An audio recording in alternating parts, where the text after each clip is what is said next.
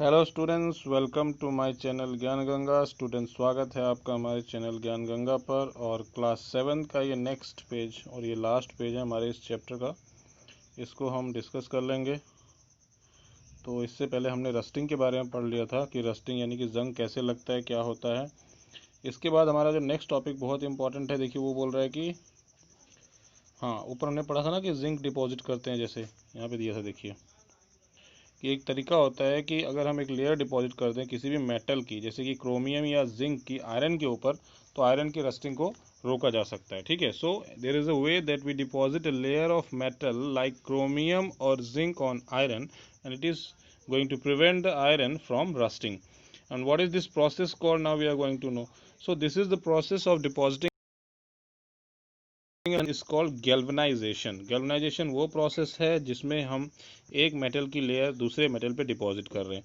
तो गैल्वेनाइजेशन में हम क्या कर रहे हैं, हम कर रहे हैं जिंक को डिपॉजिट कर रहे हैं आयरन के ऊपर, ताकि आयरन की रस्टिंग को रोका जा सके। तो ये दिमाग में बिठा लीजिए, ये बहुत इंपॉर्टेंट टॉपिक है, कहीं भी एक नंबर 2 नंबर में पूछ सकता है। ठीक है, या ये आपसे फिल इन द ब्लैंक्स में पूछ लेगा, dash is the process of galvanisation, या ऐसा करने के प्रोसेस को डैश बोलते हैं। तो ध्यान रखिए, the process of depositing a layer of zinc on iron is called galvanisation, यानी कि वो प्रोसेस जिसमें हम आयरन के ऊपर जिंक की लेयर लगाते हैं। क्यों लगाते हैं? ताकि उसमें मजबूती आए, ताकि वो ठीक रहे, ताकि उसमें जंग ना लगे। ठीक है, the iron pipes we use in our homes to carry water are galvanised to prevent rusting. देखिए, घर में जो लोहे की पाइप यूज होती है, तो भाई देखिए उसमें तो पानी जाना है, तो वहाँ तो जंग लगने का पूरा पूरा चांस है। जहाँ पानी और हवा लगी वहाँ तो ज़रूर जंग लगेगा। इसीलिए क्या करते हैं कि आयरन पाइप्स को वो गैल्वेनाइज्ड कर देते हैं, ताकि उसमें रस्टिंग ना हो और वो सालों साल चलती रहे। तो आपने देख लिया, आपके घर में एक एग्जाम्पल है गैल्वेनाइजेशन का, जो पानी की जो पाइप्स होती हैं लोहे वाली, उसमें होता है। ठीक है, इसके बाद है you know that ships are made of iron and a part of them remains under water. हमें पता है कि जो शिप्स है, देखिए वो लोहे के बने होते हैं, उनके काफ़ी पार्ट देखिए पानी में डूबे होते हैं। ठीक है, तो इसमें पूरा पूरा चांस होता है जंग लगने का। तो on the part above water also water drops keep clinging to the ship's outer surface. तो कहने का मतलब है कहीं ना कहीं पानी के टच में रहता है। देखिए जहाज पानी वाला जो भी होता है, तो बोल रहा है कि the water of the sea contains many salts. और जो समुद्र का पानी होता है उसमें बहुत सारे क्या होते हैं, सॉल्ट्स होते हैं। भाई देखिए, समुद्र का पानी खारा होता है, समुद्र का पानी आप पी नहीं सकते, उसमें बहुत ज़्यादा सॉल्ट होता है। तो the salt water makes the process of rust formation faster. और सबसे इंपॉर्टेंट चीज़ ध्यान रखना कि रस्ट को बढ़ाने में, यानी कि जंग को लगाने की प्रोसेस को तेज कर देता है। कौन? Salt water. जो नमकीन पानी होता है, जो खारा पानी होता है, ये क्या कर देता है, ये जंग लगने की प्रोसेस को फास्ट कर देता है। So it makes the process of rust formation faster, यानी कि जो रस्ट 2 दिन में लगना वो 1 ही दिन में लग जाएगा। तो therefore ships suffer a lot of damage. इसलिए आपको पता है कि जो शिप होते हैं, पेंट करने के बाद, in spite of being painted, मतलब पेंट करने के बावजूद भी आपने देखा है कि इसमें करते हैं शिप वगैरह में बहुत ज़्यादा जंग लगता है, उसके पार्ट पुर्जे खराब होते हैं, बहुत ज़्यादा नुकसान होता है, हमें लॉस कराती है। इसलिए रस्टिंग से बचने के लिए पेंटिंग करना, गैल्वेनाइजेशन करना, बहुत सारी प्रोसेस को हमें यूज़। तो इसको दिमाग में बिठा लीजिए अपने कि कौन सा फैक्टर क्या कर रहा है। यानी कि नमकीन पानी वाला जो फैक्टर है, जो सॉल्ट वाटर वाला जो फैक्टर, सी का जो वाटर है, उसमें बहुत सारे होते हैं, तो उसकी रस जाती है। ये समझने की बात है कि रस्टिंग कम होगी, नहीं होगा तो बहुत ज़्यादा रस्टिंग होगी, बहुत तेज़ी से जंग लगेगा। अब देखिए, एक बीच में एक बॉक्स दी होती है, इसलिए don't try to skip these box because these contain sometimes written here है stainless steel is made by with carbon. हाँ भाई, पूछ लेगा स्टेनलेस स्टील में क्या क्या मिला होता है, तो बहुत आसान सी चीज़, इसको याद, यही by mixing iron with carbon. तो याद रखिए, स्टेनलेस स्टील जो होता है, जो भी स्टेनलेस स्टील, इसके पहले लिखा मेड ऑफ स्टेनलेस, तो स्टेनलेस स्टील जो होता है और कार्बन से दो चीज चाहिए।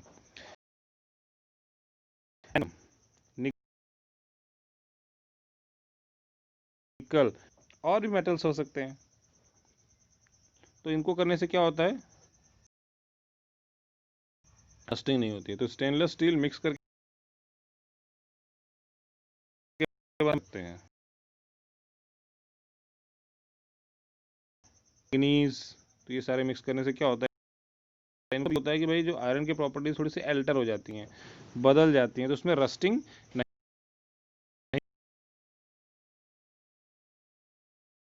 हो। तो इसमें हम चाहे तो आयरन और निकल, मैग्नीज ये सब मिला सकते हैं, इससे रस्टिंग नहीं होती, नॉट रस्ट। ठीक है। So fraction of ships iron has to be replaced every year. कुछ भी हो, लेकिन कुछ भी करो, लेकिन देखो कहना मतलब है कि जो शिप वगैरह होते हैं उसमें बहुत नुकसान होता है, बहुत ही मॉनेटरी लॉस होता है, बहुत ही जहाँ तो भैया देखिए दिन रात पानी में रहता है तो उसको तो बहुत ज़्यादा नुकसान होता है। ठीक है, कितना भी आप गैल्वनाइजेशन कर लो, पेंटिंग कर लो, या जो इसमें पेंट वगैरह कर लो, या जो भी आप मतलब स्टेनलेस स्टील यूज़ कर लो, कहीं ना कहीं मतलब आप देख होता है रस्टिंग की वजह। ठीक है, तो ये हो गया गैल्वनाइजेशन और रस्टिंग का। इसके बाद आ रहा है क्रिस्टलाइजेशन। क्रिस्टलाइजेशन में क्या बता रहे, देखिए पहले आपने जाना है कि जैसे जो सॉल्ट होता है उसको हम कहाँ प्राप्त करते हैं, उसको हम सी वाटर से ही प्राप्त, जो पानी होता है उसको एक जगह पे बड़े बड़े गड्ढे बना के उसमें हम इकट्ठा करते हैं, बहुत गहरे नहीं होते हैं, वहाँ पानी इकट्ठा करते हैं, फिर धीरे धीरे पानी वो क्या होता है वहाँ से इवेपरेट हो जाता है। जब पानी इवेपरेट हो जाता है तो नीचे क्या बचता है, नीचे सॉल्ट बचता है। ठीक, the salt obtain in this manner is not pure and its crystals are small. इस तरह से जो नमक मिलता है वो साफ़ नहीं होता, बहुत प्योर नहीं होता, और उसके जो क्रिस्टल्स होते हैं वो बहुत स्मॉल होते हैं, बहुत छोटे छोटे क्रिस्टल्स होते हैं। सबसे बड़ी चीज़ ये साफ़ नहीं होता है। The shape of the crystals can not be seen clearly. जो क्रिस्टल का जो शेप होता है वो क्लियरली पता नहीं चलता है। However large crystals of pure substance can be formed from their solution. लेकिन किसी भी सब्सटेंस के हम बड़े बना सकते हैं उसके सॉल्यूशन से, मतलब किसी भी चीज़ के उसका सॉल्यूशन में क्रिस्टल्स बना सकते हैं। तो इस प्रोसेस को ही बोलते हैं क्रिस्टलाइजेशन, मतलब ऐसी प्रोसेस जिसमें हम किसी सब्सटेंस क्रिस्टल्स को बनाते हैं। ठीक है, तो आपको याद रखना है कि हम किसी भी मतलब प्रोसेस में तो क्रिस्टलाइजेशन वो प्रोसेस है जिसमें हम किसी भी सब्सटेंस के सेल्स को ऑब्टेन करते हैं। ठीक है, एग्जांपल ऑफ फिजिकल चेंज, देखिए स्टेट चेंज हो रही है। ठीक है, अब देखिए बोल रहा है take a cup figure and add a few drops of dilute acid. एक कप फुल ऑफ वाटर लेना है बीकर में और उसमें कुछ डाइल्यूट सल्फ्यूरिक एसिड ऐड करना है। हीट द वाटर, पानी को गर्म करिए। When it starts boiling add copper sulphate powder slowly while stirring continuously. जब ये गर्म होने लगे, बॉयल होने लगे, इसमें copper sulphate powder slowly add करो, उसको हिलाते रहो। Continue adding copper sulphate powder till no more powder can be dissolve. Continue करते रहो, इसमें कॉपर सल्फेट ऐड करते रहो जब तक कि और भी कॉपर सल्फेट पाउडर डिजॉल्व ना हो, तब तक इसको करते रहो करते रहो करते रहो। फिर फिल्टर द सोल्यूशन, फिल्टर करो सॉल्यूशन को। अलाउ इट टू कूल, उसको अलाउ करो कि वो ठंडा हो जाए। Do not disturb the solution when it is cooling, और सोल्यूशन को डिस्टर्ब मत करो जब वो ठंडा हो रहा है। Look at the solution after some time, थोड़ी देर के बाद देखो। Can you see the crystals of copper sulphate, आप देखेंगे कि उसमें आपको कुछ क्रिस्टल्स भी दिखेंगे कॉपर सल्फेट के। If not wait for some time, फिर देखते रहो देखते रहो। तो कॉपर सल्फेट देखिए इस तरह से मतलब क्रिस्टल्स के रूप में यहाँ पे प्राप्त हो रहा है। ठीक है, तो यही आपको याद रखना है। तो क्रिस्टल्स ऑफ कॉपर सल्फेट यहाँ हमने प्राप्त किए, इसी प्रोसेस को बोलते हैं क्रिस्टलाइजेशन। ठीक है,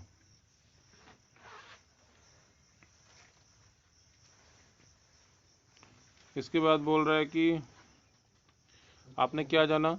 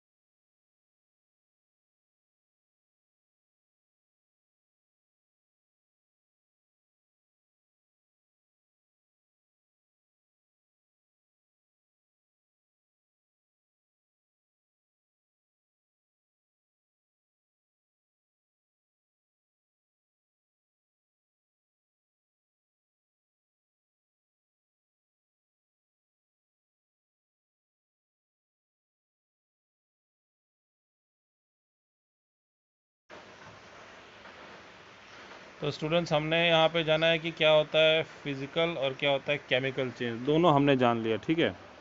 तो हमें ये याद में हमें मतलब ये समझना है कि आइडेंटिफाई करना है, कहीं मान लो कोई हम चीज़ें ऑब्जर्व कर रहे हैं, कोई एक्टिविटी ऑब्जर्व कर रहे हैं, तो हमें ये आइडेंटिफाई करना है कि फिजिकल चेंज क्या होता है और केमिकल चेंज क्या होता है, ठीक है। तो ये दो चीज़ आपको दिमाग में रखनी है।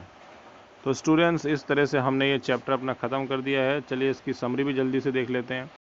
समरी में थोड़ा सा ही, इसके बाद ये क्वेश्चन आंसर्स आपको पूरा करना है, ये एक्सरसाइज पूरी सॉल्व करनी है आपको। कोई डाउट हो तो आप पूछिएगा मुझे, और इसको अच्छे से पढ़िए, वीडियो को ध्यान से देखिए, पूरे क्वेश्चन आंसर सॉल्व कीजिएगा। चैप्टर पढ़ लिया तो एक भी क्वेश्चन छूटेगा नहीं आपका, ठीक है। इसीलिए मैंने यहाँ पे एक लाइन एक शब्द पूरा समझाया है, कोई चीज़ छोड़ी नहीं है यहाँ पर कि हाँ कोई चीज़ नहीं समझ में आ रही। हाँ नहीं समझ में आ रही तो वो आप बताइए, उसको हम दोबारा एक्सप्लेन करेंगे। इसमें देखिए पहला पॉइंट दिया है, changes can be of two types. सबको पता है कौन कौन से होते हैं, फिजिकल चेंज और केमिकल चेंज, ठीक है। Physical changes are changes in the physical properties of substance. जो फिजिकल चेंजेस होते हैं वो ऐसे चेंजेस हैं जो उसकी फिजिकल प्रॉपर्टीज को चेंज करते हैं, ठीक है। Substances are formed in these changes, इसमें कोई नया सब्सटेंस फॉर्म नहीं होता, तो फिजिकल चेंज में कोई नया सब्सटेंस फॉर्म नहीं होता है। दीज चेंजेस में बी रिवर्सिबल, और ये चेंजेस रिवर्सिबल हो सकते हैं, ठीक। In chemical change new substances are produce, और जो केमिकल चेंज होता है उसमें नए सब्सटेंस बनते हैं, ठीक है। तो याद रखिए केमिकल चेंज होता है उसमें क्या होता है, नए सब्सटेंस बनते हैं, ठीक। ये हो गया clear. Some substances can be obtained in pure state from their solutions by crystallisation. देखिए सबसे बड़ी चीज़ है कि किसी भी सोल्यूशन कि अगर मान लीजिए किसी भी चीज़ का सॉल्यूशन है, कुछ सब्सटेंस का अगर मान लो कोई सॉल्यूशन है, तो क्रिस्टलाइजेशन के द्वारा उसको हम प्योर स्टेट में प्राप्त कर सकते हैं, ठीक है। यानी कि some substances can be obtained in pure state from their solutions by crystallisation. तो क्रिस्टलाइजेशन के द्वारा हम कुछ सब्सटेंसेस को उनकी प्योर स्टेट में प्राप्त कर सकते हैं, ठीक। तो ये उसकी समरी भी हो गई। तो इस तरह से स्टूडेंट्स हमने अपना चैप्टर ख़त्म कर लिया है, फिजिकल एंड केमिकल चेंज। तो आप इसको अच्छे से पूरा पढ़िए, वीडियो को एक बार दो बार देखिए, समझिए, एक एक लाइन एक एक शब्द इंपॉर्टेंट, इसलिए सब कुछ पढ़िए, कोई लाइन छोड़ मत दीजिएगा, वरना एक कॉन्सेप्ट ही आपका छूट जाएगा यहाँ पर।